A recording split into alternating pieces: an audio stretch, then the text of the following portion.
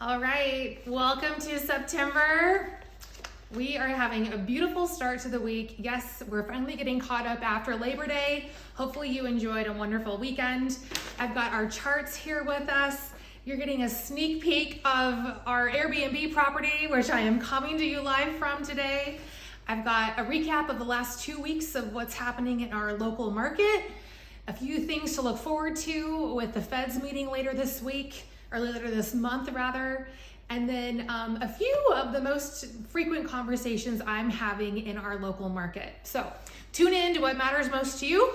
You always want to start with sales price, and where are we? So our average sales price in the month of August this year was $279,477. That is up 3.2% from where we were in August of last year. All right, so we got a lot of talk about inventory and homes available for sale. Our chart is pretty consistent. We are really good about being consistent around here. Homes for sale, we've got 244 homes available for sale. That's resale properties and in Champaign County. And that's down 1.2% from where we were in last August. All right. Okay, closed sales. So no surprise here. This number is usually, well, kind of a surprise if our inventory is where it is. But we are down 7.4%, and last month we had 201 home sales. And when I say we're pretty predictable, when we look at the chart, you know, we're down a little tiny bit, but not a whole lot in our closed sales. So that's good. Stability is a good thing in our market, and we are a very stable market. Here's where we are with under contract. So the thing that I want to point out, and what I'm having conversation with on sellers right now, is where is our market headed? It's pretty predictable. So this was the last kind of peak year that we had. I would think that we're in a different market now with that number coming down. But last month we had 9.7 more people going under contract than last August, for 192 total in our area.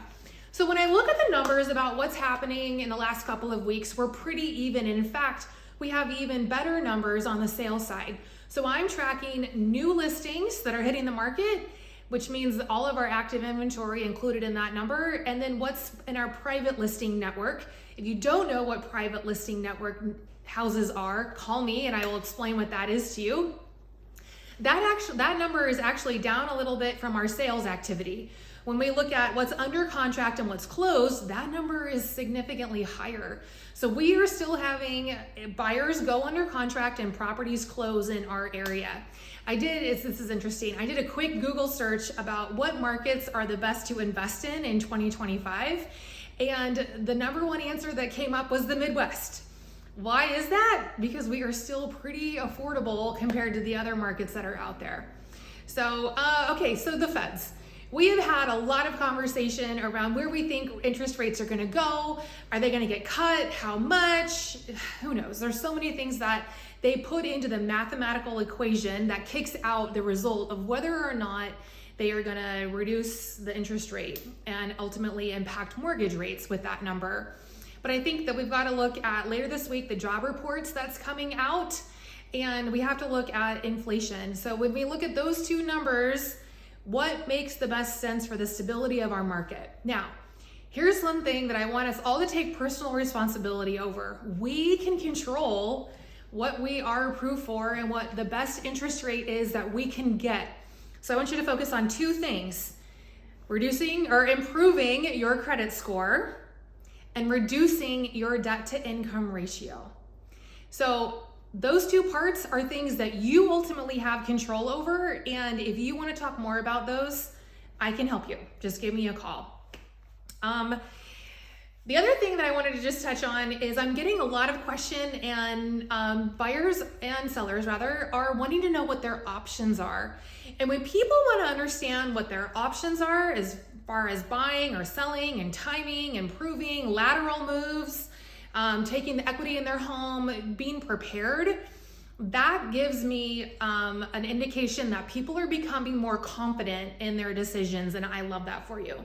So we're gonna tie that into the information that you got today, Keep asking the good questions. Let's raise that consumer confidence. Let's raise your ability to get a better mortgage rate with the things that you can control. And we'll be here when you're ready. So thanks and welcome to September.